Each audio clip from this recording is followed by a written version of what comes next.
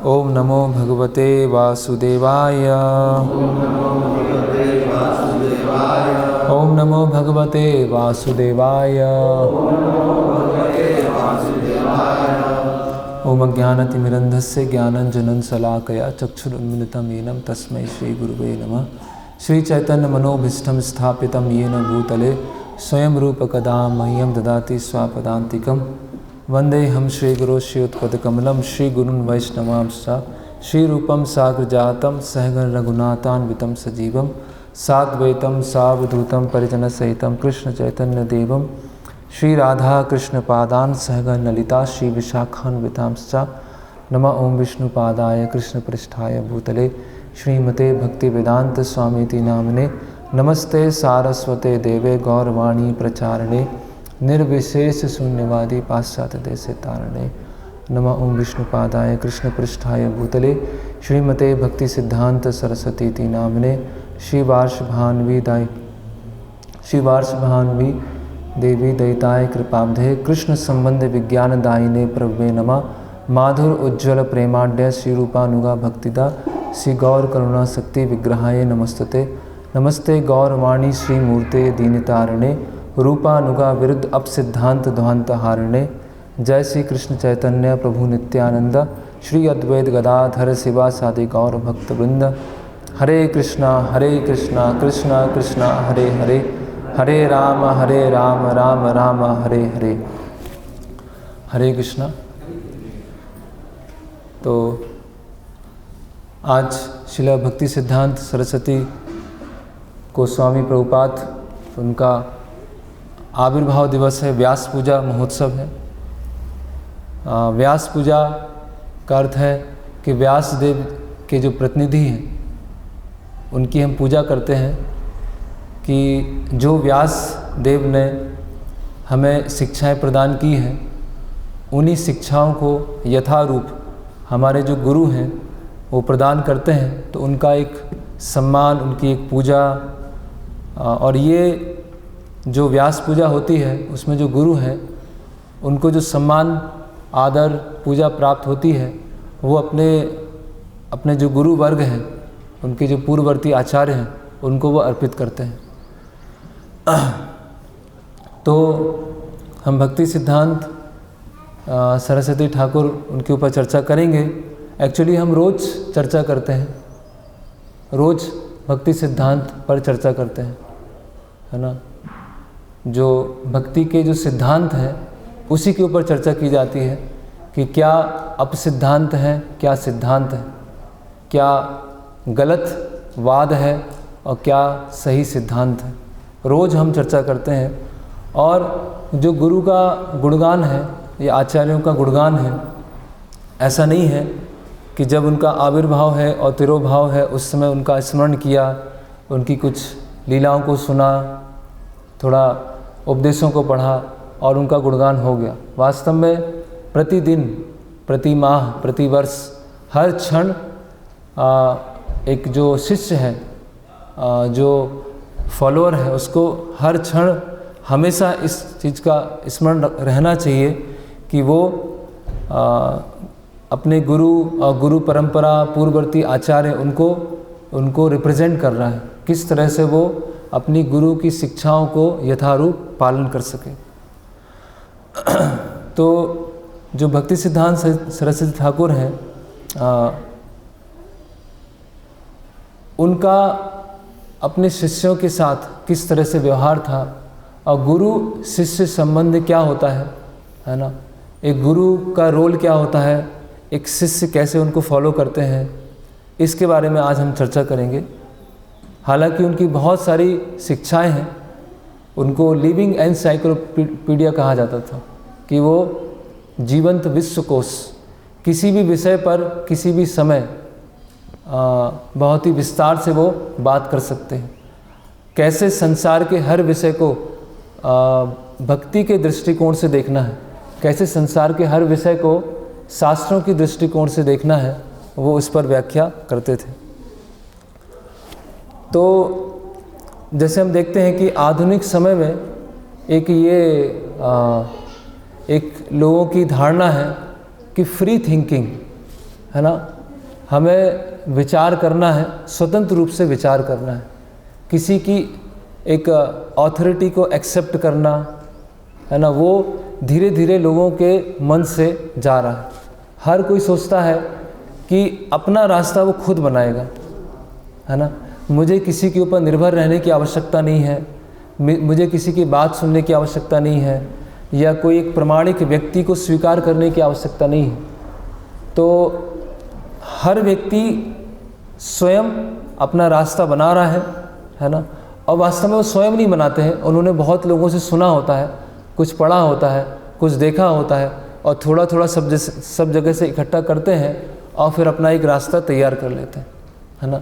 और दूसरा क्या है कि ये जो गुरु की और इस तरह से बहुत सारे केस होते हैं जिसकी वजह से लोगों का जो एक इतना गंभीर और इतना गरिमामय उनका पद है गुरु का, उसके प्रति विश्वास उड़ जाता है।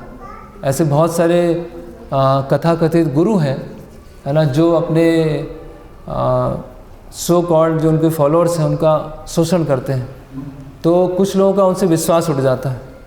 तो एक ऐसे लोग हैं जो गुरु जैसे कोई एक व्यक्ति है उन पर विश्वास करना छोड़ देते हैं। कुछ लोग ऐसे हैं जो किसी अथॉरिटी को एक्सेप्ट नहीं करते हैं, और कुछ लोग ऐसे हैं जो बहुत ही भावुक होते हैं, बहुत ही सेंटिमेंटल होते हैं, और कहीं भी जाकर जो भी उनकी इमोशंस को, जो भी उनकी भावुकता को पूर्ति करता है, उनको वो गुरु के रूप में स्वीकार कर लेते हैं। तो ऐसा जो आधुनिक माहौल है जिसमें पूरा एकदम तितर बितर हो गया है ना, कौन सही ज्ञान दे रहे हैं, कौन सही है, कौन गलत है, इसका कोई विचार नहीं है। लोग भावुकता के स्तर पर हैं और लोग अनावश्यक रूप से तर्क बुद्धि रखते हैं। तो ऐसे समय में एक गुरु का रोल लेना और शिष्यों को सिखाना एक बहुत बड़ा चैलेंज था श्रील भक्ति सिद्धांत सरस्वती ठाकुर के समय पर, कि लोग, क्योंकि आधुनिक शिक्षा भी आ रही थी और आधुनिक शिक्षा हमको सिखाती है कि हमें किसी पर निर्भर रहने की आवश्यकता नहीं है, हमें अपना कार्य खुद करना, अपनी सोच विकसित करना। और जब दूसरी तरफ भावुक लोगों को देखते हैं तो उस रास्ते पर और ज़्यादा जो श्रद्धा है वो उड़ जाती है। तो भक्ति सिद्धांत सरस्वती ठाकुर हमेशा ये कहते थे कि वो बताते थे कि मुझे, जैसे कोई कह रहा है कि आप मुझे फॉलो करो, वो कभी ऐसा नहीं कहते थे कि मुझे फॉलो करो, आपको मुझे फॉलो क्यों करना है वो बताते थे। वो ऐसा नहीं बोलते थे कि गौड़ीय मठ को फॉलो करो, वो बताते थे कि गौड़ीय मठ को क्यों फॉलो किया जाए। वो जैसे एक होता है पर्सनैलिटी कल्ट, कि एक व्यक्ति है, उस व्यक्ति के कारण लोग सब फॉलो करते हैं। तो उन्होंने कभी भी अपने आप को एक पर्सनैलिटी कल्ट के रूप में नहीं रखा है कि मैं एक पर्सनैलिटी हूँ और मुझे फॉलो करना चाहिए, और मैं गौड़ीय मठ का फाउंडर हूँ इसीलिए मुझे फॉलो करना चाहिए। मुझे और गौड़ीय मठ को क्यों फॉलो करना चाहिए ये उन्होंने बताया। तो गुरु जो है अपने शिष्यों को इस तरह से प्रशिक्षित करते हैं कि गुरु को क्यों फॉलो करना है, क्योंकि वो अपने गुरु को फॉलो कर रहे हैं। एक इंस्टीट्यूशन को क्यों फॉलो करना है, क्योंकि वो इंस्टीट्यूशन उसके फाउंडर आचार्य के अनुसार जो शिक्षा है उनको फॉलो कर रहे हैं, है ना। तो वो जो अथॉरिटी है उसको डिमांड नहीं करते थे, है ना, कि मुझे फॉलो किया जाए, है ना।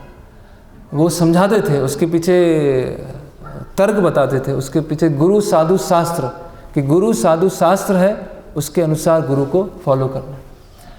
तो हम देखते हैं कि गुरु शिष्य संबंध में कैसे उस समय अलग अलग कैसे भक्ति सिद्धांत सरस्वती ठाकुर डील करते थे। तो एक उन्होंने एक शब्द, एक टर्म कॉइन किया था जिसका नाम था दंडवत भक्त। ऐसे कई भक्त होते थे जो उनके पास में आते थे और दंडवत करते थे, लेकिन व्यवहारिक रूप से सेवा करना या उनको सुनने के लिए तैयार होना या सुनकर उसको फॉलो करने के लिए तैयार होना, ऐसी उनकी कोई इच्छा नहीं होती थी। क्योंकि बंगाल में और उड़ीसा में एक ऐसा वातावरण है कि कोई भी साधु है ना, कोई भी एक रिलीजियस पर्सन है तो उनके पास जाते हैं, उनको प्रणाम करते हैं, उनको नमस्कार करते हैं, उनसे आशीर्वाद की याचना करते हैं कि आप कृपा कीजिए, लेकिन कुछ सुनना और सुन के कुछ फॉलो करना, उसमें कोई रुचि नहीं है, उसमें कोई इंटरेस्ट नहीं है। दंडवत करने में बहुत इंटरेस्ट है, कृपा की याचना करने में बहुत इंटरेस्ट है, लेकिन व्यवहारिक रूप से भगवान की सेवा करने में कोई रुचि नहीं है। तो ऐसे फॉलोअर्स को, ऐसे भक्तों को भक्ति सिद्धांत सरस्वती ठाकुर क्या बोलते थे, ये दंडवत भक्त हैं। जैसे कि एक लकड़ी है, तो लकड़ी में कोई जान नहीं है, लकड़ी क्या है, सूखी है, सूखी लकड़ी है, अभी वो गिरेगी तो क्या होगा, आवाज़ ही आएगी, उसमें जान तो कुछ है नहीं। तो उसी तरह से ऐसे जो अपने गुरु के इच्छाओं को नहीं समझते हैं, गुरु के मिशन को नहीं समझते हैं, और गुरु के मिशन को समझने के बाद उसके अनुसार वो एग्जीक्यूट नहीं करते हैं, तो वो एक डेड है ना। डेड, जैसे वो बताते थे कि उनके जो शिष्य हैं उनको वो बोलते थे लिविंग मृदंग, है ना। एक उन्होंने टर्म दिया था लिविंग मृदंग। तो मृदंग जो है क्या है, मृदंग को हम बजाते हैं और मृदंग की आवाज़ आती है ना। तो हाथ से हम ऐसे करते हैं और मृदंग आवाज़ करता है। तो उसी तरह से जो गुरु है अपने शिष्यों को उपदेश देते हैं, करेक्ट करते हैं, प्रोत्साहन देते हैं, चेस्टाइज करते हैं, अलग अलग तरीके से उनको सिखाते हैं। तो उसी तरह से जैसे मृदंग की आवाज़ आती है, उसी तरह से फिर शिष्य गुरु के जो कार्य हैं उनको पूरा करते हैं। किसके माध्यम से? मृदंग अपने आप कुछ कार्य नहीं करता है, मृदंग तो किसी के हाथों में है और वो व्यक्ति मृदंग को बजा रहा है और मृदंग की आवाज़ आ रही है। अल्टीमेटली जो बजाने वाला है वो किस तरह से सही तरह से रिदम से बजा रहे हैं कि नहीं बजा रहे हैं। उसी तरह से जो गुरु हैं अपने शिष्यों के द्वारा अपने मिशन को पूरा करते हैं, अपने शिष्यों के द्वारा एग्जीक्यूट करते हैं, है ना। तो अपने शिष्यों को वो क्या बोलते थे, ये लिविंग मृदंग, है ना। फिर जो गुरु शिष्य संबंध है उसमें इस बात पर वो बहुत भार देते थे कि जो शिष्य है वो बहुत सिंसियर, बहुत प्योर, है ना, और किसी भी तरह की कपटता नहीं, उस तरह से गुरु के पास जाना चाहिए। गुरु के पास वो एक टर्म यूज करते थे, purchase A round trip ticket. ऐसे राउंड ट्रिप होता है ना, एक सर्कुलर रूट बनाते हैं कि हम यहाँ से जयपुर जाएंगे, जयपुर से दिल्ली जाएंगे, दिल्ली से लखनऊ जाएंगे और लखनऊ से भोपाल आ जाएंगे। पूरा एक राउंड ट्रिप बना दिया हमने, पूरा घूम के आ जाएंगे।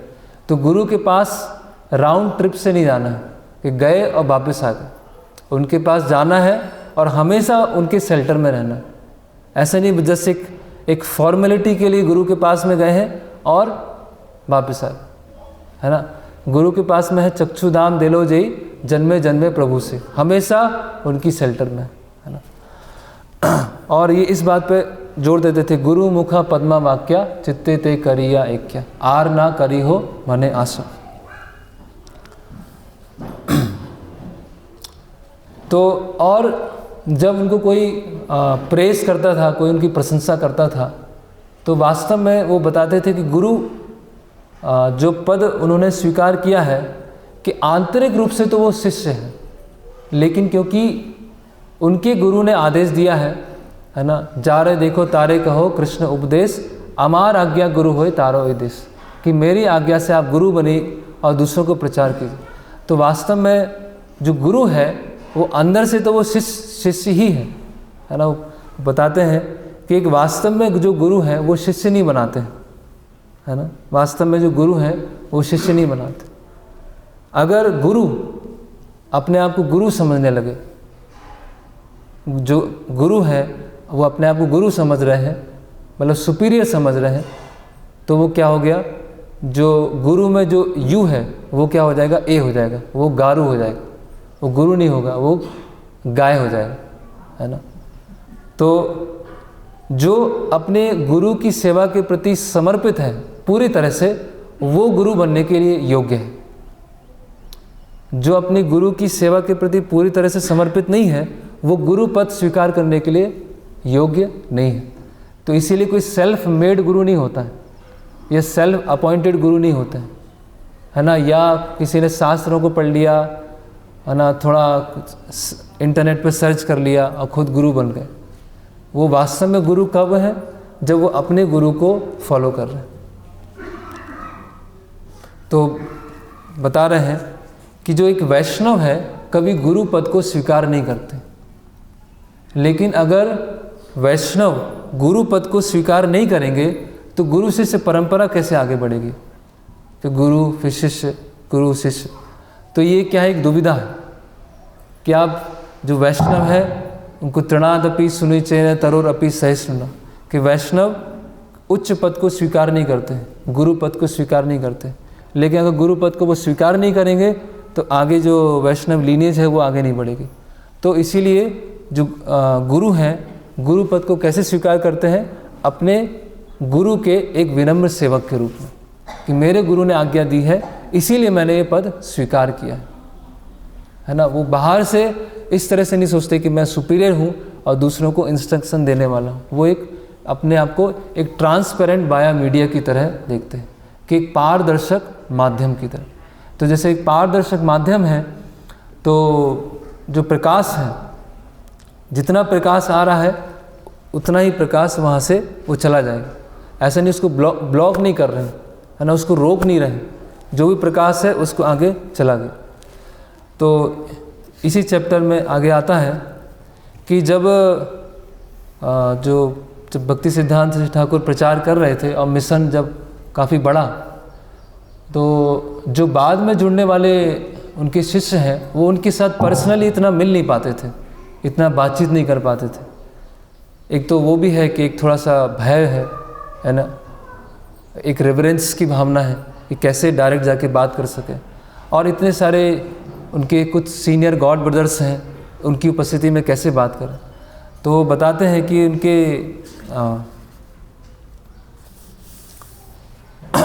बता रहे हैं कि जो जूनियर डिवोटीज थे, जूनियर डिसाइपल्स थे, वो कभी ऐसा अनुभव नहीं करते थे कि उनको अपने जो गुरु महाराज के स्नेह है या कृपा है वो वंचित है, क्योंकि बता रहे हैं junior disciples did not feel deprived of his affection और mercy, for they appreciated his leading disciples as channels of not barrier to his magnanimity.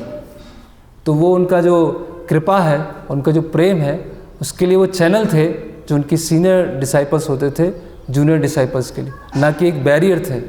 तो ये गुरु शिष्य परंपरा का बहुत महत्वपूर्ण एक प्रिंसिपल है कि ट्रांसपेरेंट मीडियम, है ना। ऐसा नहीं कि हम किसी को रोक दिया है ना, सर्वे सर्वा है, हम ही सब कुछ है, वो नहीं। जो गुरु की कृपा है, जो गुरु शिष्य परंपरा से मिल रही है, उसको आगे चल के ट्रांसफ़र करना। फिर जब व्यास पूजा में उनका गुणगान किया जाता था एक महान आचार्य के रूप में, गुरु के रूप में, तो वो अपनी संदेश में, व्यास पूजा स्पीच में कई बार ऐसा बोलते थे और अपने शिष्यों को आपनी शब्द यूज करते थे। आपनी, आपनी मतलब आप, तुम नहीं बोलते थे, तुम ही नहीं बोलते थे, सम्मान से आपनी, है ना। तो बताते हैं कि मैंने कभी कोई शिष्य नहीं बनाया है, आप सब मेरे गुरु हैं और आपकी सेवा भावना को देखकर मैं बहुत सारा सीख रहा हूँ। आप जिस तरह से सेवा कर रहे हैं उसको देखकर मुझे प्रेरणा मिलती है, मुझे उत्साह मिलता है कि कैसे सेवा की जाए, है ना। तो फिर यहाँ बताया गया है कि वो उनका जो, जैसे चैतन्य चरितामृत में बताया गया है, वज्रादपि कठोरानी कुसुमादपि कोमलम, है ना, कि जो महान व्यक्तियों का चरित्र होता है वो कैसा होता है, बाहर एक वज्र की तरह होते हैं और अंदर से पुष्प के समान होते हैं, है ना, कि बाहर कठोर प्रदर्शित होते हैं, कठोर होते नहीं हैं, और अंदर से पुष्प के समान कोमल होते हैं। तो भक्ति सिद्धांत ठाकुर बहुत स्ट्रिक्ट, है ना, बहुत कड़ाई से स्वयं पालन करते थे और अपने शिष्यों से वो अपेक्षा करते थे कि वो भी नियमों को कड़ाई से पालन करें। तो जिस तरह से एक यहाँ श्लोक बताया गया है कि एक बहुत जैसे शेर होता है, शेर, तो शेर से सब डरते हैं, उनको आचार्य केसरी बोलते थे, आचार्य केसरी, या इंग्लिश में लायन गुरु, सिंह गुरु, है ना। तो जिस तरह से एक शेर से सब डरते हैं, जंगल के सारे जानवर डरते हैं, लेकिन शेर के खुद के जो पुत्र होंगे या शेर के जो बच्चे होंगे वो शेर से नहीं डरते हैं। जैसे नरसिंहदेव, तो नरसिंहदेव जब आए तो हिरण्यकशिपु और वो सब डर रहे थे असुर, लेकिन प्रहलाद महाराज को क्या कर रहे थे, नरसिंहदेव ने गोद में उठाया और नरसिंहदेव प्रहलाद महाराज को चाटने लगे जैसे उनके पुत्र की तरह, है ना। तो उसी तरह से यद्यपि बाहर से भक्ति सिद्धांत ठाकुर बहुत स्ट्रिक्ट हैं और ऐसा है कि लोग उनके पास जाना बात करना मुश्किल है, लेकिन उनके शिष्यों के लिए ऐसा नहीं है ना। वो उनके पास जा सकते हैं, पूछ सकते हैं, चर्चा कर सकते हैं। और अपने शिष्यों को बार बार इस चीज़ को बोलते थे कि अगर आप जो जैसा मैं बता रहा हूँ वैसा आप फॉलो करेंगे, मेरे जो उपदेश हैं उनके प्रति फेथफुल रहेंगे, तो आप इसी जीवन में भगवत धाम जा सकते हैं। अगर आपको पूरी तरह से विश्वास है मेरे वचनों पर, तो आप इसी जन्म में भगवत धाम जा सकते हैं। इसीलिए उनकी जो बायोग्राफी आगे चल के शिष्यों ने लिखा, सरस्वती जयश्री, वो पूरे खंड नहीं हो पाए हैं, कुछ खंड है, तो उस वहाँ पे बताया गया है कि उनकी जो पूरे पास्ट टाइम्स है, उनका जो प्रकट लीला है, उसके बारे में कोई पढ़ता है या उनके उपदेशों को पढ़ता है तो उसको और कुछ शास्त्रों को पढ़ने की आवश्यकता नहीं है। उसने कोई भी शास्त्र नहीं पढ़ा है, कोई भी श्लोक याद नहीं है, वो अनपढ़ है, कुछ भी नहीं पता, उसने बस इतना सुना है भक्ति सिद्धांत सरस्वती ठाकुर के जीवन के बारे में और उनके संदेश के बारे में सुना है, तो सारे शास्त्रों का जो मर्म है उसको पता चल जाएगा, है ना।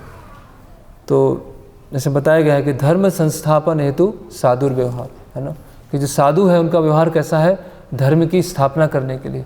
तो भक्ति सिद्धांत सरस्वती ठाकुर क्या है, वो है ना लिविंग स्क्रिप्चर है, लिविंग भागवत, है ना। तो वो अपने शिष्यों को बार बार कहते थे कि अगर आप केवल एक जीवन के लिए अपनी स्वतंत्र मानसिकता को छोड़ दें, केवल एक जीवन के लिए, तो मैं आपको गारंटी देता हूँ कि आपको मैं भगवत धाम ले जाऊँगा। और अगर आपने स्वतंत्र मानसिकता को छोड़ दिया और आप भगवत धाम नहीं गए, तो फिर मैं दोबारा आऊँगा आपको लेने के लिए, और बार बार यहाँ पर आऊँगा आपको भगवत धाम ले जाने। तो ये जो स्वतंत्र मानसिकता है, इंडिपेंडेंट मेंटेलिटी और भक्ति, ये दोनों साथ में नहीं चलती कि हम स्वतंत्र रूप से, हमारी विचारधारा भी है ना, हमारा इंडिपेंडेंट स्वभाव भी है, और हम साथ में गुरु की सेवा भी करना चाहते हैं, ये दोनों साथ में नहीं चलेगी। तो कई बार ऐसा बोलते थे कि इसी जीवन में जो भी अपना कारोबार है उसको ख़त्म करो, अगले जीवन के लिए इंतज़ार मत करो, पता नहीं आगे चल के ऐसा अवसर मिलेगा कि नहीं मिलेगा, है ना, इसकी कोई निश्चितता नहीं है ना। Become fully Krishna conscious and go back to godhead this very time. पूरी तरह से कृष्ण भावनामृत आप स्वीकार कीजिए और भगवत धाम जाइए, है ना। फिर बताते थे कि हमारे पास बहुत समय नहीं है, किसी भी समय मृत्यु आ सकती है, और इतना महान, इतना अच्छा जो अवसर मिला है, अगर आप इसमें चूक गए तो वो क्या हो जाएगा, आपका बहुत बड़ा दुर्भाग्य हो जाएगा। तो ये भक्ति क्या है, एक बहुत ज़्यादा एक इमरजेंसी सिचुएशन है, एक बहुत अर्जेंसी है। तो ये जो अर्जेंसी को फील कराना, है ना, वो भक्ति सिद्धांत सरस्वती ठाकुर के जो लेक्चर हैं उनके पूरे जीवन से, कि भक्ति क्या है, कोई जैसे एक पार्ट टाइम हॉबी नहीं है, एक बस कर लिया, है ना। एक होता है कि हम कई चीज़ें करते हैं, बहुत सारी, दो तरह की मानसिकताएं होती हैं। पहली मानसिकता होती है कि हमें जीवन में, है ना, से पढ़ाई है, जॉब है, बहुत सारा अलग अलग चीज़ करना है, और टाइम बचेगा तो भक्ति के लिए समय देंगे, एक ऐसी मानसिकता होती है। जीवन में बहुत सारी चीज़ें करना है, और बहुत सारी चीज़ें करने के बाद फिर कुछ स्पेस बचेगा बीच में, तो वहाँ भक्ति को, अपना जो गैप है उसको फिल कर देंगे। और दूसरा है भक्ति करना है, और भक्ति करने के बाद जो मुझे फिर आवश्यकता है भक्ति के लिए अनुकूल उन चीज़ों को मुझे ग्रहण करना है। तो कुछ लोग होते हैं जीवन में बहुत सारी चीज़ करेंगे, थोड़ा भक्ति करेंगे, और जो वास्तव में भक्ति करना चाहते हैं उनका जो प्राथमिकता है वो भक्ति है, और वो गोल कैसे सही रहे उसके अनुसार वो अनुकूल चीज़ों को ग्रहण करते हैं। तो जो भी उनके शिष्य प्रचार कार्य में या सेवा करने में तकलीफ़ उठाते थे, रिस्क लेते थे, डिफ़िकल्टीज लेते थे, उनको विशेष रूप से अप्रिसिएट करते थे, है ना। और वो बताते थे कि जब तक आप इस संसार में आपको, जब तक संसार आपको कष्ट नहीं देगा, संसार आपको, वो वर्ड यूज कर रहे हैं, those who do not gate severely rough handled by the world can not worship the Lord. जब संसार में आपको बुरी तरह से बिल्कुल ऐसा प्रताड़ित, रफली हैंडल्ड ऐसे नहीं किया जाएगा, तब तक हमारा खुद का जो इग्नोरेंस है, हमारा खुद का जो मिथ्या अहंकार, उससे हम निकल नहीं पाएंगे। जब हमें बार बार, चाहे वो भक्त समाज हो या जो बाहर का जगत है, उससे हमें बार बार उस चीज़ को बताया नहीं जाएगा या हमारा अपमान नहीं किया जाएगा, हमें, तब तक हम उस मिथ्या अहंकार के आवरण से निकल नहीं पाएंगे, है ना।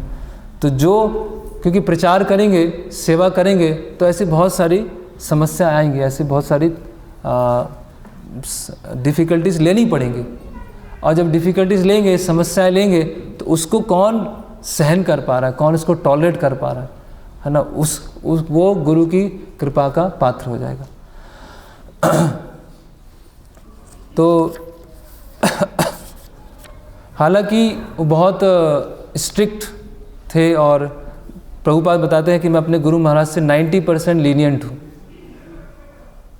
है ना। अभी प्रभुपाद जी की जो यथारूप शिक्षाएं हैं, उसी को पालन करने में भक्त सोचते हैं कि ये तो कितना टफ है। प्रभुपाद ने कहा है कि केवल कृष्ण प्रसाद लेना है ना, बाहर का नहीं खाना है। तो वही इतना टफ लगता है कि अरे ये तो कैसे हो सकता है, कि ये तो बहुत ही इम्प्रैक्टिकल है, ये तो अव्यवहारिक है कि हम बाहर का नहीं खाएं। हाँ, जो मंदिर में रहते हैं वो तो कर सकते हैं, हम जो बाहर रहते हैं वो कैसे करेंगे, है ना। तो प्रभुपाद क्या बोल रहे हैं, मैं अपने गुरु महाराज से 90% लीनियंट हूँ। तो उनके गुरु महाराज कितने ज़्यादा स्ट्रिक्ट होंगे, है ना। वो तो ऐसा भी उनका नियम था मठ में कि जो गृहस्थ भक्त हैं अपने जब बिजनेस या ऑफिस ख़त्म करें और शाम को उनको मंदिर ही आना है। जो मंदिर का शाम का प्रोग्राम है या मंदिर में शाम की सेवा है, उनको मंदिर ही आना है, और ज़्यादा समय अपने घर में नहीं रहना है। सुबह मंदिर, शाम को मंदिर, बीच में ऑफिस, अपना बिजनेस वो करना है ना। तो उस समय ऐसे कल्चर भी था कि गुरु हैं, शिष्य को बता रहे हैं और शिष्य उसको स्वीकार कर रहे हैं। आज है कि अगर किसी को थोड़ा बोल दिया तो समस्या हो जाती है, तो बोलते समय बहुत ध्यान रखना पड़ता है ना। तो बता रहे हैं यहाँ पर परम पूज्य भक्ति विकास महाराज कि उस समय और आज भी बंगाल में एक कल्चर है कि माता का अपने पुत्र के प्रति बहुत ज़्यादा लगाव होता है ना, और जो पारिवारिक स्नेह है वो बहुत अधिक होता है। तो माता पिता का अपने पुत्र के प्रति, इन जनरल बच्चों के प्रति, और पारिवारिक जो स्नेह है बहुत अधिक है। तो ऐसी परिस्थिति में उनको पूरी तरह से गौड़ीय मठ में ज्वाइन कराना, फुल टाइम ब्रह्मचारी, फुल टाइम प्रीचर्स बनाना, ये बहुत कठिन काम था, है ना। क्योंकि अधिकतर भक्ति सिद्धांत ठाकुर ने जो पूरे भारत में किया, लेकिन मुख्य बंगाल और उड़ीसा। तो यहाँ महाराज लिख रहे हैं कि जो ट्रेडिशनल फैमिलीज़ हैं वहाँ पर स्नेह और लाड़ प्यार बहुत अधिक है। तो बच्चे भी, उनको आना पूरी तरह से भक्ति में बहुत मुश्किल था। वहाँ लिख रहे हैं, but Srila Saraswati Thakur was more affectionate than millions of mothers. तो लेकिन जो श्रील सरस्वती ठाकुर हैं उनका प्रेम कैसा है, लाखों जो माँ हैं उनसे भी ज़्यादा अफेक्शन श्रील सरस्वती ठाकुर का अपने शिष्यों के प्रति है, क्योंकि वो क्या है, एक पूरा शुद्ध तरह से आध्यात्मिक स्तर पर, पूरी तरह से आध्यात्मिक स्तर पर है गुरु का अपने शिष्यों के प्रति। तो कभी कभी जो शिष्य हैं, कभी बहुत निरुत्साहित अनुभव करते थे या परेशान हैं, तो उनके पास जाते थे, उनसे कुछ बात करते थे, कुछ हरि कथा बताते थे, और उनकी उपस्थिति से ही, उनके बात करने से, उनकी हरि कथा बताने से उनको बहुत एक आश्वासन मिलता था कि कोई किन्हीं के हम शेल्टर में हैं, किन्हीं के हम संरक्षण में हैं। और केवल आध्यात्मिक नहीं, आध्यात्मिक कार्यों के लिए जो भौतिक एक केयर की ज़रूरत होती है, वो भी भक्ति सिद्धांत सरस्वती ठाकुर उसका देखते थे कि किसी ने सही तरह से प्रसाद लिया है कि नहीं लिया है, या विश्राम करने के लिए जो जगह है वहाँ पर सही तरह से सब चीज़ें हैं कि नहीं हैं। तो जिस तरह से एक माता पिता छोटे बच्चे बालक का ध्यान रखते हैं और माता पिता के ध्यान रखने की वजह से बच्चा बड़ा होता है, उसी तरह से जो गुरु हैं अपने शिष्यों का ध्यान रखते हैं। तो जो गुरु अगर प्रॉपरली केयर नहीं करेंगे तो शिष्य का विकास नहीं हो सकता। तो गुरु के ही केयर की वजह से, गुरु के ही स्नेह की वजह से, गुरु के ही चेस्टाइजमेंट की वजह से ही जो शिष्य हैं भक्ति में आगे बढ़ते हैं। और एक गुरु शिष्य संबंध में उनका एक ये भी था कि जब भी वो किसी को बताते थे तो वो एक ऑर्डर जैसे नहीं बताते थे, एक सजेशन देते थे कि अगर आप ऐसा करें तो अच्छा है, अगर आप ये करें तो अच्छा है। तो शिष्य भी उस चीज़ को समझ जाते थे कि गुरु महाराज की इच्छा ये है कि ऐसा किया जाए, है ना। वो कभी ऐसा नहीं बोलते थे कि आप ये करो, आप ये करो, आप ये करो, बोले आप ये करोगे तो अच्छा है, आप ये करेंगे तो अच्छा है। तो शिष्य भी उसको स्वीकार करते थे। फिर अगर कोई शिष्य किसी कारणवश भक्ति छोड़ के चले जाते थे या मठ छोड़ के चले जाते थे, तो उस समय उनको बहुत पीड़ा होती थी, बहुत दुख होता था। एक बार होता है कि कोई नए मठ में डीटी इंस्टॉलेशन होने वाला होता है, डीटीज आ रही होती हैं और बहुत बड़ा उत्सव होता है ना, और सभी उत्सव में व्यस्त होते हैं, अलग अलग तैयारियां चल रही हैं। तो भक्ति सिद्धांत सरस्वती ठाकुर वहाँ पर आते हैं डीटी इंस्टॉलेशन के लिए और देखते हैं कि वहाँ पर एक भक्त नहीं है जो काफ़ी समय पर वहाँ पर रहते थे। तो भक्ति सिद्धांत सरस्वती ठाकुर पूछते हैं कि क्या हुआ, वो भक्त दिखाई नहीं दे रहे हैं, कहाँ गए। तो वहाँ के जो दूसरे मठवासी होते हैं बोलते हैं कि ये जो भक्त थे उनका थोड़ा व्यवहार अच्छा नहीं था, थोड़ा अभद्र व्यवहार था। तो उसकी वजह से क्या हुआ, कुछ बातचीत हुई और फिर वो छोड़ के चले गए, मठ से चले गए। तो भक्ति सिद्धांत सरस्वती ठाकुर बहुत चिंतित हो जाते हैं, बोलते हैं कि एक जीव जो बहुत करोड़ों करोड़ जन्मों के पश्चात भगवान की शरण में आया था, उसको आपने वापस भेज दिया। जो एक जन्म मृत्यु के चक्र से निकलकर समुद्र के किनारे आया और अपने वास्तविक जीवन में आने वाला था, उसको आपने दोबारा समुद्र में धकेल दिया। तो इतनी बड़ी बड़ी बिल्डिंग्स है ना, बहुत सारा अरेंजमेंट, ये सब मिलाकर भी उस एक भक्त की भरपाई नहीं कर सकते हैं कि आपने बहुत सारा अरेंजमेंट किया है, बहुत सारी बिल्डिंग्स बनाई है, लेकिन वो एक भक्त ज़्यादा कीमती है, इसीलिए आप तुरंत उसको ढूंढ के लेके आओ, वो कहाँ गया, है ना। तो सब जो वहाँ पर उनके शिष्य होते हैं तो बोलते हैं कि उनमें से एक शिष्य कहते हैं कि मुझे पता है वो कहाँ पर होंगे। तो लोग क्या, तो एक बार मठ में किसी की घड़ी ख़राब हो गई थी, तो वो घड़ी को रिपेयर कर रहे थे, तो हो ना हो वो किसी घड़ी सुधारने वाली दुकान पर गए होंगे। तो जो शिष्य होते हैं वो ढूंढते हैं, वहाँ पर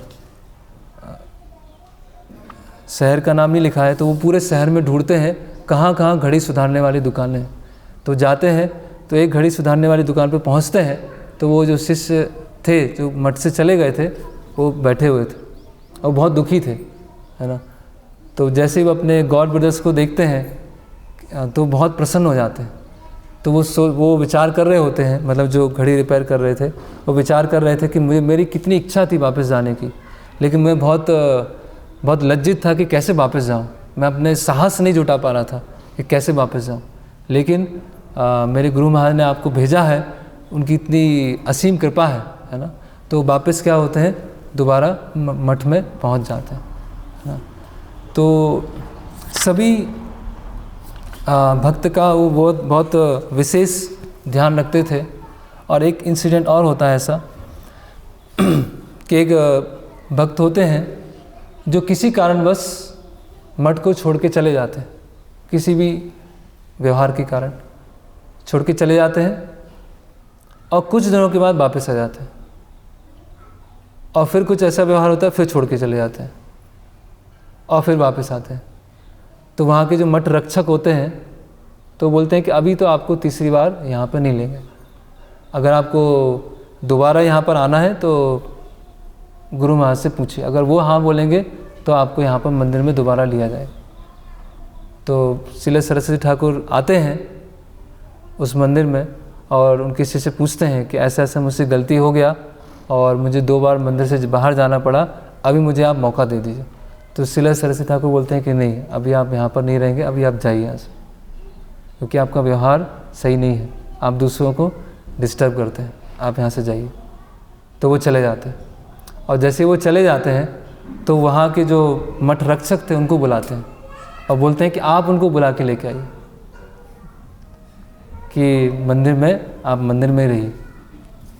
तो मठ रक्षक पूछते हैं कि जिसको गुरु ने छोड़ दिया तो मैं कैसे लेके आऊँ उनको, गुरु ने मना कर दिया है तो मैं कैसे लाऊँ, तो ये तो गुरु अवज्ञा हो जाएगी।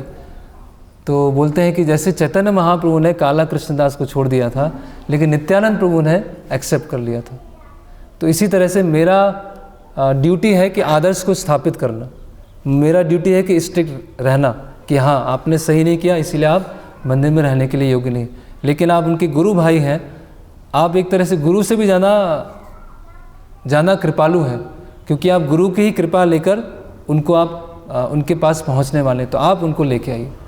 तो इस तरह से हम देखते हैं कि कैसे वो जब शिष्यों के साथ डील करते थे तो कितने उसमें बहुत पर्टिकुलर और बहुत संवेदनशील, किस तरह से कौन सा भक्त कहाँ पे सेवा में लगना है, किसकी क्या ज़रूरत है, उस चीज़ को बहुत ध्यान में रखते थे। फिर कभी कभी कोई शिष्य जो हैं उनके पास में आते थे और बोलते थे कि कोई सेवा नहीं कर रहा है, सब मुझे ही करना पड़ रहा है, ये भी सेवा नहीं कर रहे हैं, ये भी सेवा नहीं कर रहे हैं, वो भी सेवा नहीं कर रहे हैं, मुझे ही। तो ऐसे वो कभी कभी कोई कंप्लेन लेके आते थे। तो भक्ति सिद्धांत श्री ठाकुर बोलते थे कि हमारा सेवा भावना कैसा होना चाहिए, श्रीमती राधा रानी की तरह। तो श्रीमती राधा रानी का सेवा भाव क्या है कि कृष्ण की जितनी भी सेवा है सब वो सोचती है मुझे ही करना है। अभी उसमें से किसी ने आके हाथ बटा दिया तो उसको वो धन्यवाद देते हैं कि हाँ इन्होंने मेरी मदद की, बाकी सारी सेवाएं मेरे लिए।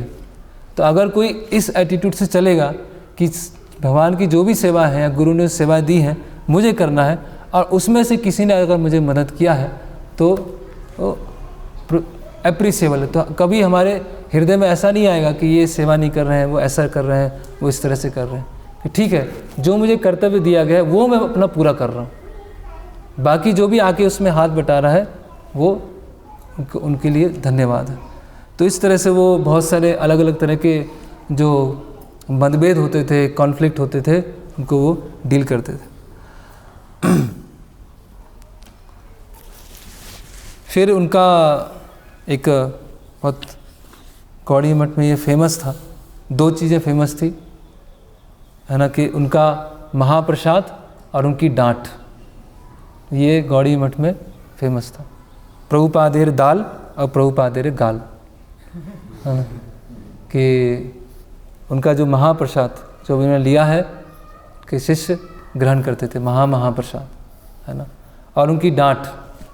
तो कोई भी शिष्य है कुछ गलती करते थे या सेवा नहीं कर पाए हैं तो उनको डांट पड़ती थी, और जब डांट पड़ती थी तो बाहर आते थे और अन्यों को बताते थे कि आज मुझे डांटा गया है, बहुत प्रसन्न होते थे, है ना। कि डांटेंगे किसको, या तो उसको एकदम ही रिजेक्ट कर दिया है उसको डांटेंगे, या एकदम क्लोज है उसको डांटेंगे, दोनों में से इन दोनों को डांट सकते हैं, या तो वो आउटराइटली रिजेक्ट कर दिया उसको कि कोई लेना देना नहीं है, जाओ। और एक दूसरे किसको डांटेंगे कि जो गुरु के बहुत नज़दीक है।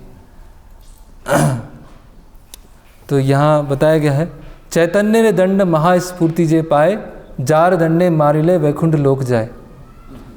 तो चैतन्य महाप्रभु का डंडा जिसको पड़ता है वो कहाँ पहुँचता है? वैकुंठ चला जाता है। चैतन्य रे दंड महासुकृति जे पाए, महासुकृति जिसको चैतन्य महाप्रभु का दंड पड़ता है, जार दंडे मारी ले वैकुंठ लोक जाए। चैतन्य दंड जे मस्तक करी लय, सही दंडे तारे प्रेम भक्ति योग है। तो चैतन्य महाप्रभु के जो दंड को अपने मस्तक पर लेता है उसको प्रेम भक्ति प्राप्त होती है। चैतन्य दंडे जारे चित्ते नहीं भय, जन्मे जन्मे सही पापिष्ट यम दंडे है। तो जिसको चैतन्य महाप्रभु का डंडा नहीं पड़ेगा उसको यमराज का डंडा पड़ेगा। तो या तो गुरु का डंडा पड़ेगा या यमराज का डंडा पड़ेगा। तो दोनों में किसी का एक तो डंडा खाना ही है। तो हमारी इच्छा है किसका डंडा खाएं। तो उनके जो क्योंकि जो शिष्य होता है वो गुरु के एक्सपांसन होता है, गुरु का विस्तार। तो जो शिष्य में, जो गुरु में क्वालिटीज़ होती हैं वो शिष्य में भी ट्रांसफ़र होती है ना। जैसे एक इसमें बताया है, जो ये पुस्तक है, ग्रंथ है श्री भक्ति सिद्धांत वैभव, तो महाराज परम पूज्य भक्ति विकास महाराज ने जब लिखा तो इसके अंतिम में लिखा गया है कि ये जो परंपरा है वो कैसा है, लाइन परंपरा है। तो शेर किसको जन्म देता है? शेर को जन्म देता है। शेर किसी गीदड़ को जन्म नहीं देगा, ये शेर किसी सियार को जन्म देगा, शेर शेर को ही जन्म देगा, है ना। तो भक्ति सिद्धांत ठाकुर के एक शिष्य हैं परम पूज्य भक्ति विकास महाराज को बोलते हैं कि आप भी लायन परंपरा को रिप्रेजेंट कीजिएगा, क्योंकि हमारी परंपरा क्या है? सिंह परंपरा, है ना। तो जैसे गुरु है वैसे शिष्य होते है ना। तो हम देखते हैं कि कई भक्ति सिद्धांत ठाकुर के जो शिष्य थे उनमें भी ये पूरा भावना था, कहना कि एब्सोल्यूट डेडिकेशन, है ना, समर्पण, गुरु के प्रति, गुरु की सेवा के प्रति, गुरु के मिशन के प्रति समर्पण। और ऐसे कई इंसिडेंट आते हैं कि एक बार एक शिष्य थे, उनको विशेष मिशन के लिए भेजा गया ढाका। तो ढाका में एक बहुत प्रसिद्ध हॉल था, कम्युनिटी हॉल था, वहाँ उनको भेजा गया। और जिसने वो प्रोग्राम को आयोजन किया था वो एक मिशन से जुड़ा हुआ था, RK मिशन से। तो वहाँ उनको बुलाया गया और जो उनके शिष्य थे, शिला सरस्वती ठाकुर के शिष्य, वो जाते हैं और प्रवचन देते हैं। और पहले दिन जब प्रवचन देते हैं सब प्रशंसा करते हैं, हाँ बहुत अच्छा प्रवचन था और बहुत अच्छा बताया है। फिर दूसरा दिन आता है तो ऐसा वो प्रवचन देते हैं, इस तरह से बताते हैं कि सारी ऑडियंस जो होती है वो चली जाती है। वो जो ऑर्गेनाइज़र थे केवल वही बचते हैं जो कि RK मिशन से जुड़े हुए थे, और फिर वो गौड़ी मठ में आ जाते। और गौड़ी मठ में आने के बाद जिससे वो पहले जुड़े थे उन्हीं के खिलाफ प्रचार करना चालू कर देते हैं। तो कहने का मतलब क्या है कि बहुत सारी भीड़ चली गई, एक बचे बस, और वही एक आगे चल के मिशन को शिला सरस्वती ठाकुर के बहुत ही अंतरंग शिष्य बनते हैं, जो उनकी बुक राइटिंग में हेल्प करना, मैगजीन्स लिखना, आर्टिकल्स लिखना, पब्लिकेशन करना। तो कहने का मतलब क्या है कि एकस चंद्र तमो हंति ना ही तारा सहस्रसा, कि बहुत सारे अगर तारे हैं, बहुत सारे तारे हैं तो वो अंधकार को दूर नहीं कर पाएंगे। अगर एक चंद्रमा है तो वो एक चंद्रमा सारे जो रात्रि का अंधकार है उसको दूर कर देगा। तो ऐसे, और इवन चाहे वो ब्रह्मचारी शिष्य हो और चाहे गृहस्थ शिष्य हो, दोनों जो आश्रम में शिष्य थे उनका जो अपने गुरु के प्रति जो समर्पण था बहुत अधिक था, है ना। एक गृहस्थ शिष्य थे जिनका नाम था भक्ति सुधाकर प्रभु, भक्ति सुधाकर प्रभु। तो उनका वो प्रोफेसर थे कॉलेज प्रोफेसर थे, कॉलेज में पढ़ाते थे और मठ में सुबह शाम सेवा करते थे। तो उनकी जो आय थी वो 600 रुपये थी उस समय 600 रुपये बहुत अधिक है। तो 600 रुपये उनकी आय थी और 600 रुपये आते थे और अपने गुरु को दे देते थे, जितना आया उतने गुरु को दे दिया। और उसमें से 200 रुपये निकाल कर वो बोलते थे कि आप इससे घर चलाइएगा। और उनकी जो पत्नी थी उन्होंने जितने भी अपने गहने थे सब कुछ अपने गुरु महाराज को दे दिए। बोले अब इन गहने की क्या आवश्यकता है ना, ये गुरु की सेवा में लगना चाहिए। तो उन्होंने भक्ति सिद्धांत ठाकुर ने एक आर्टिकल लिखा जिसका नाम था परमहंस। उस आर्टिकल का नाम था परमहंस। तो उसमें बताते हैं कि गौड़ीय मठ में एक परमहंस, वो परमहंस कैसा है, सभी सन्यासियों का गुरु है, सारे सन्यासियों का गुरु है एक परमहंस। वो कौन है, भक्ति सुधाकर प्रभु, जो कॉलेज प्रोफेसर है, जिनका अपने गुरु के प्रति इतना अधिक समर्पण है कि कुछ रखना नहीं है। तो गुरु क्या है, उनको फिर उनका देखभाल कर रहे हैं। तो आजकल का जो अविश्वास का माहौल है या संशय का माहौल है, या हम किसी पे विश्वास नहीं कर सकते हैं, किसी पे हम ट्रस्ट नहीं कर सकते हैं, इस माहौल में गुरु शिष्य का इस तरह से संबंध होना बहुत ही विरले है ना, बहुत ही कठिन है ना। ऐसा एक कहीं पर ऐसा शास्त्र में बताया गया है कि प्रामाणिक गुरु मिलना एक तरह से आसान है, लेकिन प्रामाणिक शिष्य बनना वो बहुत कठिन है। कि प्रामाणिक गुरु मिल जाएंगे लेकिन प्रामाणिक शिष्य बनना वो और ज़्यादा कठिन है ना। क्योंकि शिष्य मतलब किसी के शासन में रहना, किसी के शासन में रहना मतलब अपनी जो स्वतंत्र मानसिकता है, भोग करने की इच्छा है, उसको छोड़ना। लेकिन ये क्या बहुत मुश्किल है। फिर और शिष्यों के साथ अलग अलग और इंसिडेंट आते हैं कि अगर जो शिष्य ज़्यादा पढ़े लिखे होते थे उनको ज़्यादा बर्तन घिसवाए जाते थे। तो एक कोई एमए था उस समय, एमए डिग्री किए हुए थे और उन्होंने दीक्षा लिया और वो आए तो उनको बर्तन धोने की सेवा दे दिया। तो वो आते हैं बाद में बर्तन धो के, बोलते मैंने एमए किया है, मैं तो बहुत सारी सेवा कर सकता।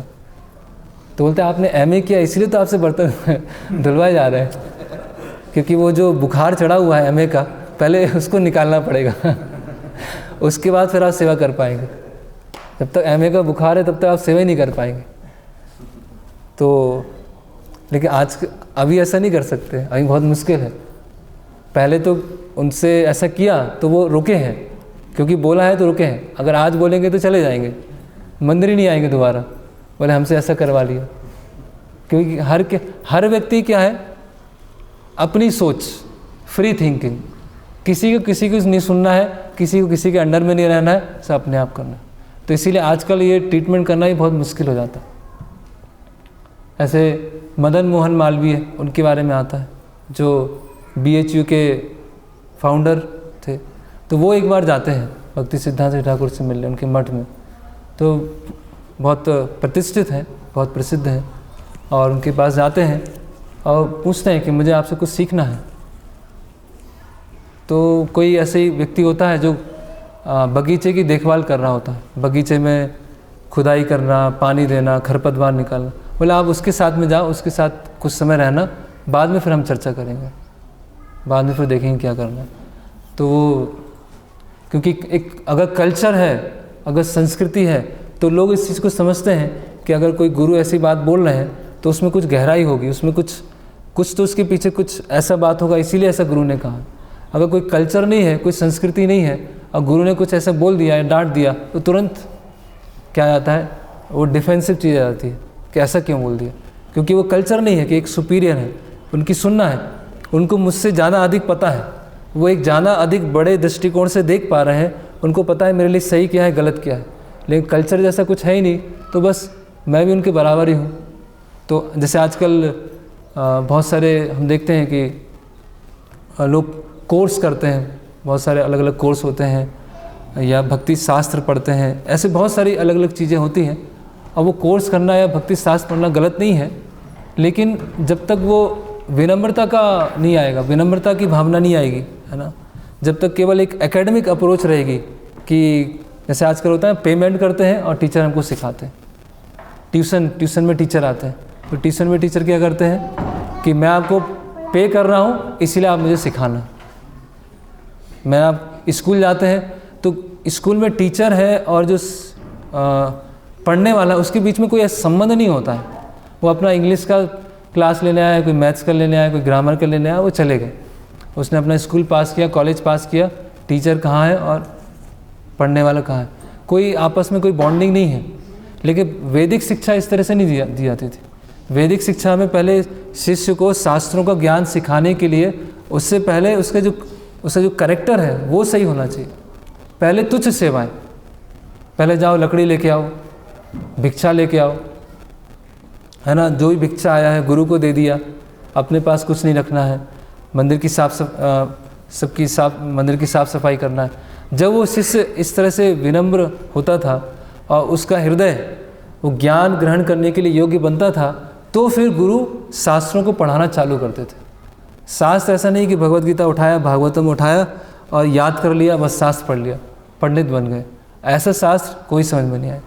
जब तक हम विनम्र नहीं बनेंगे, जब तक हम किन्हीं गुरु के अंतर्गत रहने के लिए तैयार नहीं होंगे, तब तक वो शास्त्र आएगा नहीं, अंदर घुसेगा ही नहीं। तो आजकल जो मॉडर्न सेटअप है वो सब ऐसे ही है, पैसा दिया और शिक्षा से ले लिया, पैसा लिया और सीख लिया, उससे कुछ नहीं होने वाला, है ना। इसीलिए जो हम देखते हैं जो ट्रेडिशनल गुरुकुल है, तो जो छोटे बच्चे होते हैं तो उनको अधिकतर समय तो ऐसे कार्यों में लगाया जाता है कि ये सेवा, फिर ये सेवा, फिर ये सेवा, ये सफाई, क्लीनिंग सफाई। क्यों? जिससे आगे चल के जब शास्त्र पढ़ेंगे तो उनके अंदर प्राइड नहीं आएगा, उनके अंदर अहंकार नहीं आएगा, है ना।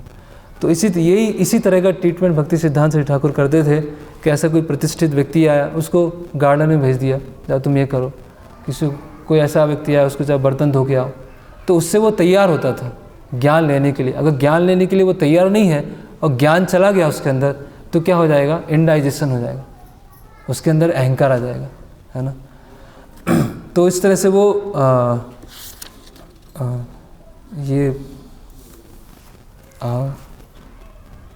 शिष्यों के साथ व्यवहार करते थे। और उनके और एक गृहस्थ शिष्य थे, तो पोस्ट ऑफिस में एक ऑफिसर थे वो, तो बहुत ही दक्ष थे वो। जब भी वो बुलाते थे वो छुट्टी लेके आ जाते थे। जब भी बुलाते थे कि कुछ सेवा है तो वो छुट्टी लेके आ गए। तो पोस्ट ऑफिस में बाकी लोग पूछते थे कि आप कैसे काम छोड़ के छुट्टी ले लेते हैं? तो बताते थे मैं एडवांस में करके रखता हूँ, क्योंकि जब भी पता चल जाएगा, जब भी आदेश आ जाएगा तुरंत मैं वहाँ पर जाऊँ। तो भक्ति में भक्त बुद्धिमान भी होते हैं, है ना। और वो ऐसे वो जो गृहस्थ शिष्य थे, अपने गुरु महाराज के साथ ट्रैवलिंग करना, है ना, उनकी जो प्रिंटिंग है उसमें मदद करना, और बहुत सारी सेवाएं वो खुद संभाल के रखे हुए थे। अपना परिवार संभालना, पोस्ट ऑफिस का जॉब करना और मठ की बहुत सारी सेवाएं करना, सभी को एक साथ वो कर रहे थे, है ना। ऐसे और भी एक शिष्य थे जिनके बारे में आता था कि रात में वो कुछ ऐसे आर्टिकल्स लिखते। ये सब गृहस्थ शिष्यों के बारे में कि वो आर्टिकल्स लिखते थे और उनको बहुत तेज सिर दर्द होता था, बहुत तेज माइग्रेन होता था। और उस समय ऐसे सब लाइट नहीं थी, लालटेन है, लालटेन में लिख रहे हैं, छोटा सा बल्ब है उसमें लिख रहे हैं। तो वो बोलते थे कि अच्छा मैं देखता हूँ कि माइग्रेन मेरी कैसी सेवा को रोकेगा। और वो करते रहते थे। रात में 12 बजा है, 1 बजा है और वो आर्टिकल्स लिख रहे हैं। और फिर वो उनको चेक करना और फिर अपने गुरु महाराज को दे के आना। तो कहने का मतलब क्या है कि गुरु के प्रति उनकी बहुत ज़्यादा समर्पण था। और हम देखते हैं कि स्वयं भक्ति सिद्धांत श्री ठाकुर अपने गुरु के प्रति, जो गौर किशोर दास बाबा जी महाराज हैं, तो उन्होंने उनके जीवन से पता चलता है कि जो सांसारिक विद्वत्ता है ना, या सांसारिक एरिस्टोक्रेसी है, या सांसारिक एक मॉरलिटी है, उससे ऊपर भक्ति है। तो जब वो गौर किशोर दास बाबा जी महाराज के पास में गए तो भक्ति विनोद ठाकुर ने भेजा कि आप गौर किशोर दास बाबा जी महाराज के पास में जाइए और उनसे दीक्षा लीजिए। तो वो गौर किशोर दास बाबा जी महाराज के पास में जाते हैं और गौर किशोर दास बाबा जी महाराज के पास जो भी जाते थे उनको वो रिजेक्ट कर देते थे, आप जाओ। और भक्ति सिद्धांत श्री ठाकुर ऐसे हैं कि आज तक उनकी बात किसी ने मना नहीं किया, है ना। इतने बड़े वो स्कॉलर हैं और इतने ऑथोरिटी के साथ वो बताते थे कि हर व्यक्ति वो स्वीकार करता था। लेकिन जब अपने गुरु के पास में गए तो गुरु ने तो रिजेक्ट कर दिया कि आप जाओ, मैं दीक्षा नहीं देता। फिर वो दूसरी बार जाते हैं तो गौर किशोर दास बाबा जी महाराज बोलते हैं कि महाप्रभु से पूछूंगा तब मैं बताऊंगा। फिर तीसरी बार जाते हैं तो बोलते हैं महाप्रभु से पूछा कि नहीं पूछा, बोले मैं भूल गया मैं। फिर चौथी बार जाते हैं कि आपने महाप्रभु से पूछा, बोले महाप्रभु से पूछा लेकिन उन्होंने उत्तर नहीं दिया। तो आप देख रहे हैं कि कोई इतना प्रतिष्ठित, इतना विद्वान, है ना, और ऐसी फैमिली से, डिस्ट्रिक्ट मजिस्ट्रेट उनके पिता, और उनकी जो शिक्षा का स्तर, उनको इतनी बार रिजेक्ट किया गया। लेकिन क्यों? क्योंकि उनके आध्यात्मिक जो पिता हैं उन्होंने कहा है तो उसको मानना है।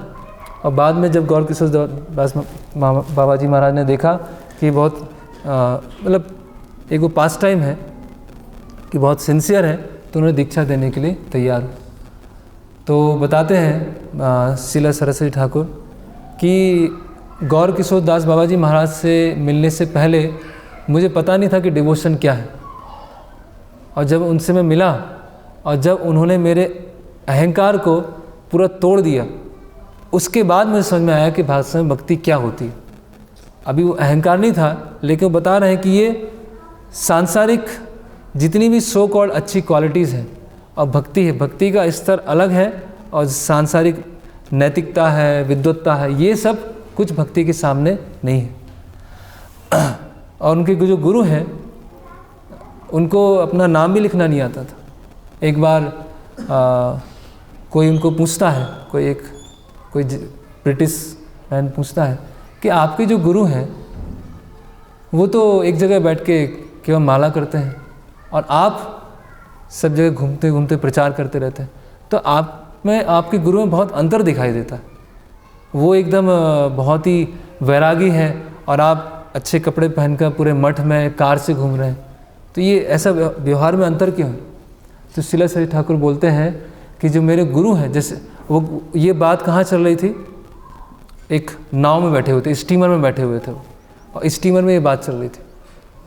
तो वो बताते हैं कि ये जो स्टीमर है इसमें एक बैटरी लगी हुई है। बैटरी क्या है, एकदम चुपचाप है, और उस बैटरी की वजह से नाव पूरा घूम रहा है इधर उधर।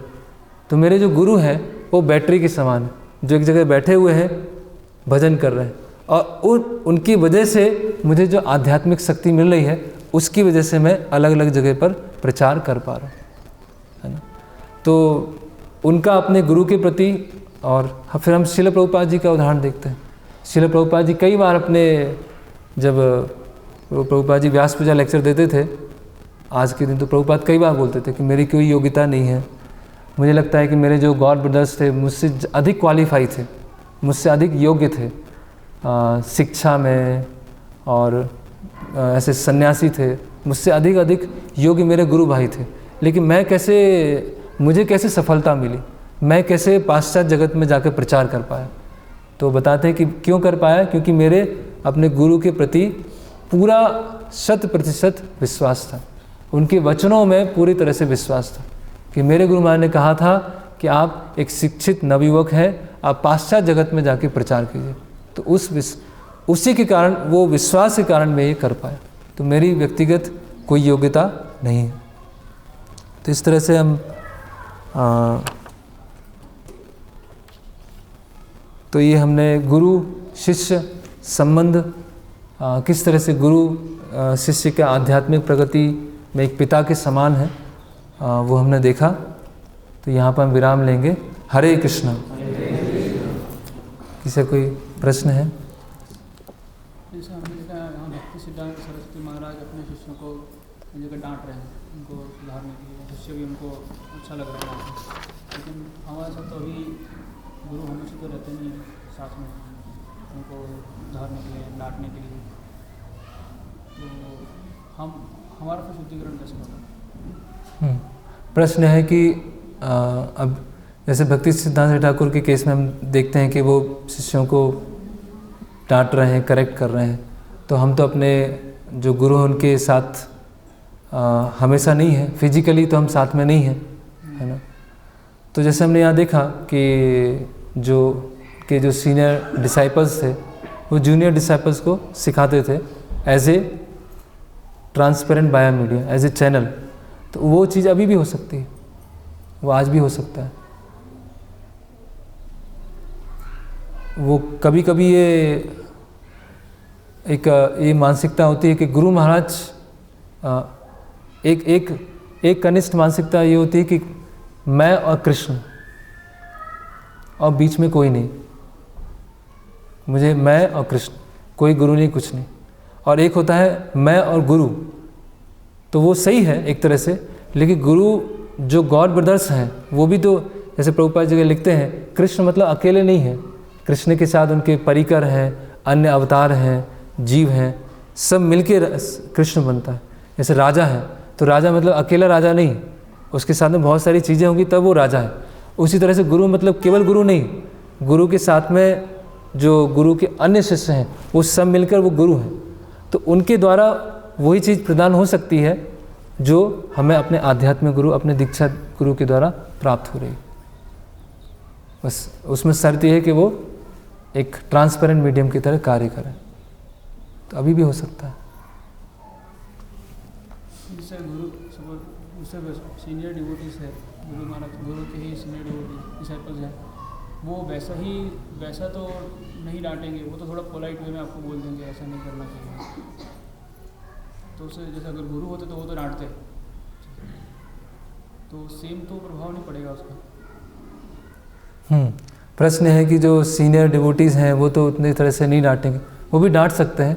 हमने कितना अपना अधिकार छोड़ रखा है, तो वो भी डांट सकते हैं।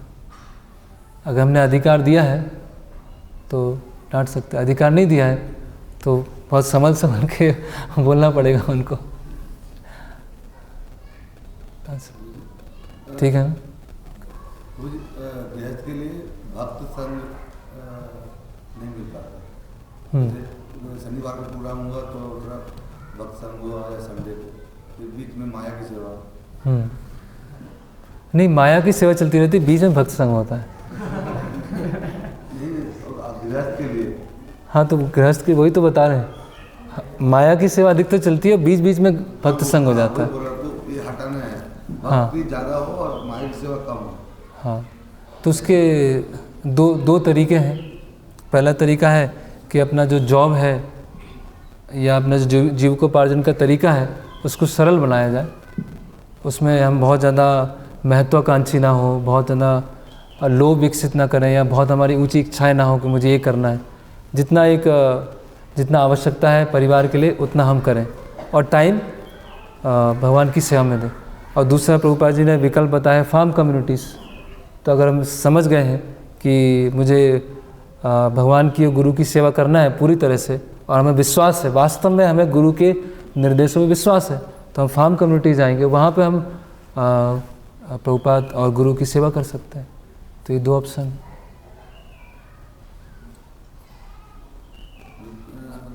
गुरु की तरफ से या गुरु परंपरा की तरफ से कोई कमी नहीं होगी, कमी होगी हमारी तरफ से। ऐसा नहीं कि मुझे तो ये मिला ही नहीं, मुझे तो ये अवसर ही नहीं मिला, मैं तो बेचारा था, मुझे तो ऐसा हो ही नहीं पाया, ऐसा कभी नहीं होगा। अगर मैं रेडी हूँ, परिवार रेडी नहीं है जी, वो तो फिर व्यक्तिगत रूप से बात करना पड़ेगा, कैसे क्या है, क्या समस्या है परिवार किस तरह से। प्रिंसिपल की बात ये है।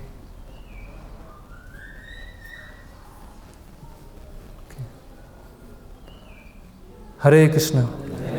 शिल प्रभुपाद की, शिल भक्ति सिद्धांत सरस्वती गोस्वामी प्रभुपाद की, निताय गौर प्रेमानंदे।